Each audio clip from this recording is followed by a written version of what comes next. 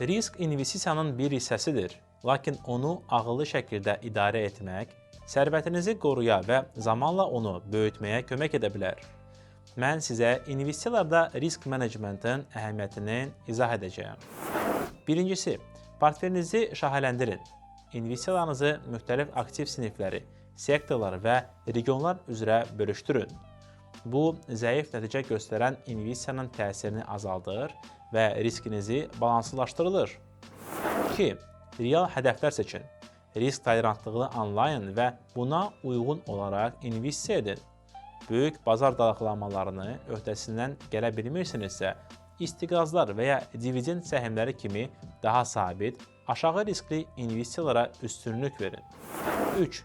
Çıxış strategiyanız olsun.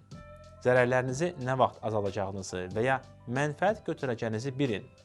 Bazar dəyişkən olanda emosiyaların qərarlarınızı idarə etməsinə imkan verməmək üçün stop-loss limitləri və ya qiymət hədəfləri təyin edin. 4. Portfeliniz mütəmadi olaraq balanslaşdırın. Maliyyə məqsədlərinizə və risklərə dözümlülüyünü uyğun olduğundan əmin olmaq üçün portfelinizi vaxtaşırı nəzərdən keçirin və tənzimləyin. Riskləri idarə etmək və möhkəm investisiya planı qurmaq üzrə daha çox məsləhətlər üçün Telegramda olan investorlar klubuna qoşulun. Risk menecment barəsində ətraflı videoya bizim YouTube kanalımızda baxa bilərsiniz. Hamınıza uğurlu investisiyalar.